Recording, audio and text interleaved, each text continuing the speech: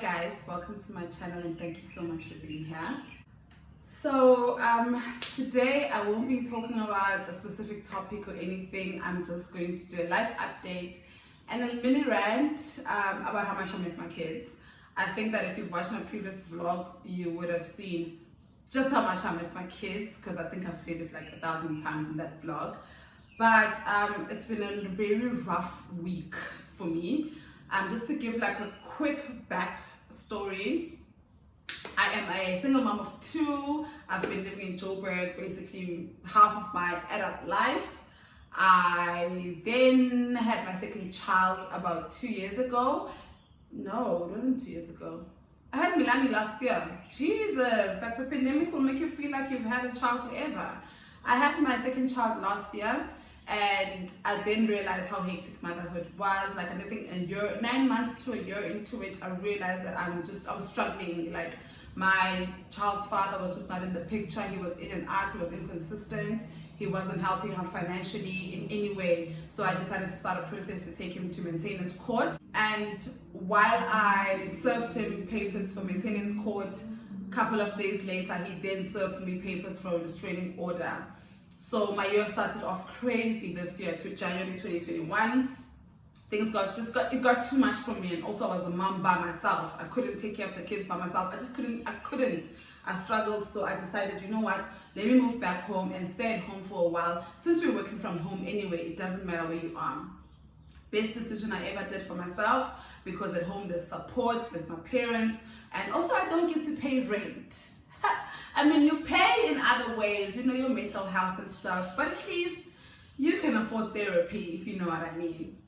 So I stayed at home for some time, and the plan was to stay at home up until January, because Alwande is going to high school next year, and I had registered her for a school in Joburg because I wanted to move both my kids. I think a year at home was going to be enough, and it was enough. Just come back here and let's start afresh, all three of us. That was the plan up until I changed bosses at work. So I'd been working for this company for about 2 years, and then on year 2 they changed management, and the lady that came in made my life a misery hell.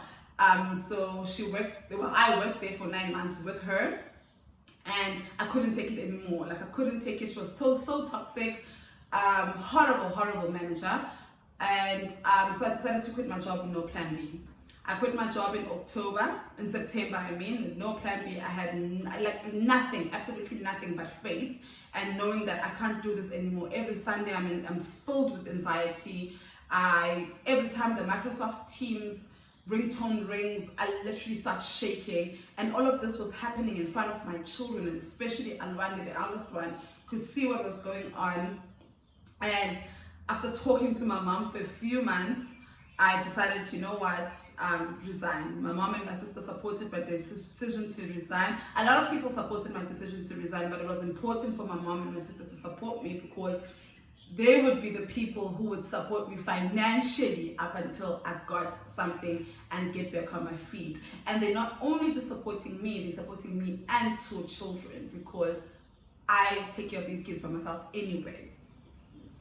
Quit my job and decided, you know what, I'll see what happens. So the plan was to continue staying at home until I got a new job. Literally in October, as I was about to give up and finding a job for November, I got a phone call from this company towards the end of October, literally the last week of October. Everything happened in the last week of October. I got a phone call from this company. They wanted to interview me. I went to interview. The following day they gave me a test, and the day after that they hired me. So I'm very grateful. I am super grateful that I have a job. The job has then allowed me now to, but the problem is, okay, it's not a problem. The thing is, this job is based in Joburg, like any other job I would have gotten, but most jobs are remote. But this one, it's 2 days in the office and 3 days at home. So which means I had to move to Joburg. So everything was abrupt. I had to drop my kids and leave them at home. Luckily, my mother is on leave. My mom is a nurse, so she's on leave for the whole of November. So she has offered herself to take care of Milani. Alwande is a big girl. She just needs She actually even makes her own lunch. Like, she's very independent. But I needed someone for Milani. So my mom offered to take care of Milani for the whole of November while she's on leave. So that's great. So it also it helps me save money. So I left my kids at home and literally came back the following day to start my new job. So we are a week into my new job, and it's going well. I like the environment, I like the people. And before I actually took the job, I did a lot of research in the company. I asked people that I knew who've worked in the company before, because our industry is quite small. So we basically all know each other. Sorry. Our industry is quite small. We all know each other. If you mention a company, someone that you know has worked there before. So it's very easy to do like a background check on a company, or like get your references in check. And when I did my background check, this company, everyone who's ever worked there has good things to say about it. So that for me put me at ease. So I went in there with a clean heart, just knowing that everyone here is great, and it's been great. I know it's only been a week, but you know on day one if you're going to stay at a company or not. I've resigned before with no plan B. And I knew the day I walked into that big office that I'm not going to last year. So I knew when I walked into this office that I am going to last year. And I'm going to get along with maybe not everyone, but majority. But I could tell that the culture is exactly what I need right now. So that's been going great. And in me getting a job, as soon as I did, then it means that I need to start looking for a place, because my babies are coming in less than 2 months. My children is going to be here. So I've been looking for places. My God, looking for a place is such a bitch. Like, I can't, I go, because looking for a place is so hectic. I wanted to take my time in finding a place, because the place that we're going to find and live at is the place we're going to be living at for the next 5 years. We're not moving. Or it's a place we're going to be living at until God puts me in a position where I can actually afford to buy a house. But I've made a decision that this place is the last place I'm going to be at. Next time when we move out of that place, it's either we are relocating the country or we are buying a house, because I'm not doing this again. Finding a perfect place is very, very hard. And I did find a place on Thursday. Today is Sunday. I found a place on Thursday, and then on Friday I signed my lease. I'm moving in on the 13th of November. Random date to move in, but I was just like, I'll take this. So I'm going to move in slowly, because I'm currently staying at my sister's place. So I'm going to move in slowly. On Saturday, I'm going to move my furniture.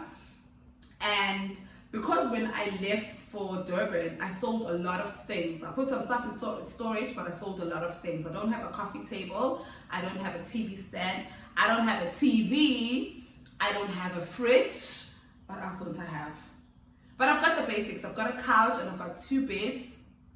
My bed and Alwanda's bed. Milani has a cot, so Milani and I are going to share a room, but she's got her own little cot, so she's got her own bed. So people are going to sleep. There's going to be a place to sleep, but we don't have a coffee table, we don't have a TV and a fridge. And obviously for me, a fridge and a TV are quite important, because kids need entertainment, and unfortunately it's TV, and TV does play a role in entertainment. So I'm gonna have to get that as soon as I can. But I'm very excited about my new chapter, my new job, and what it has afforded me. I'm going to be living with my kids, both of them. I haven't had an opportunity to live with both of them at the same time because of affordability, but now I can. And I think I've forced things a bit. I am forcing things, but I've been like that my entire life. I've been very like, well, God, you're gonna meet me halfway. I'm doing this whether I think I can afford it or not. And it has worked for me so far, so it's not going to stop now. I do have a lot of faith. For the first time in a very long time, I feel like things are like working out. I've had such a rough start to the year with that maintenance and getting restraining orders and just like baby daddy drama and being like, Jesus, up until probably June or July, there hasn't been a month that went by where I didn't get like threatening messages from my, obviously they won't admit it, but it's from my baby daddy and his significant other and their friends and stuff. So every month I would get messages threatening to kill my child and threatening that my child is, that they're calling my child all sorts of names. And as a parent, you obviously always going to want to protect your children, and when someone sends you messages saying that your child is going to die, it's as much as you know that you are not God. Like, what do you mean my child is going to die? Like, I know it in my heart that we are protected, there's the higher power, but still, like, someone being able to send threatening messages, and someone who's basically the child's father.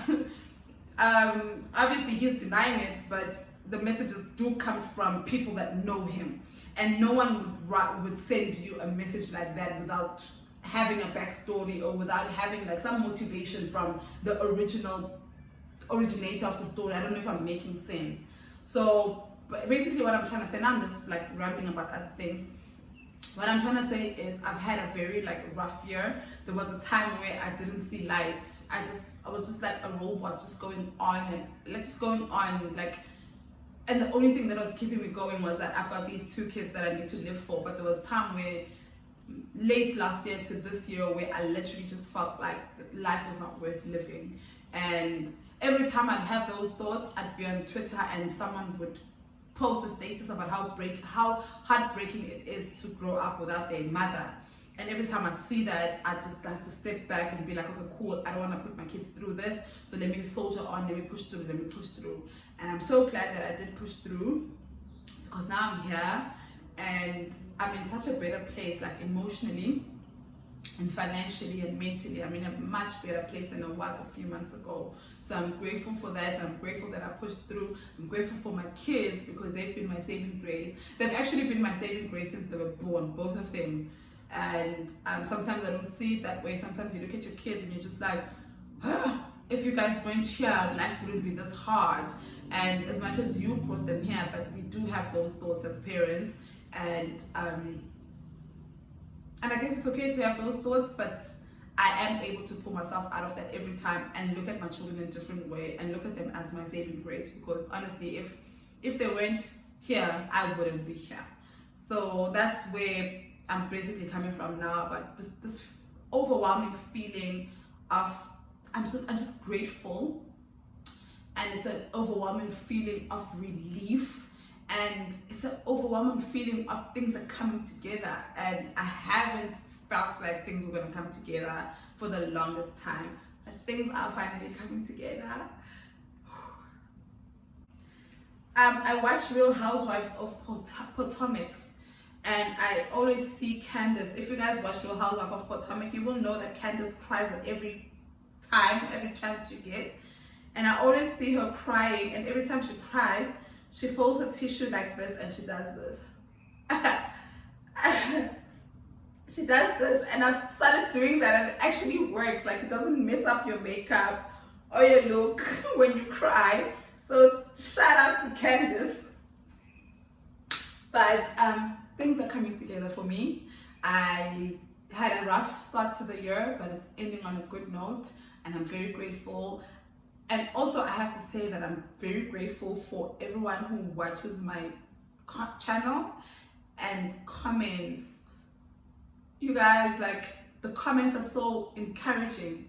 Like, I know that when I get a notification and the comment is horrible, I know it's coming from a man, but like, the women, you guys are so amazing, and I don't think you know like how much your comments motivate me, and how much, like, I don't think you know how much it does for me. I personally can't even articulate it properly, but your support and I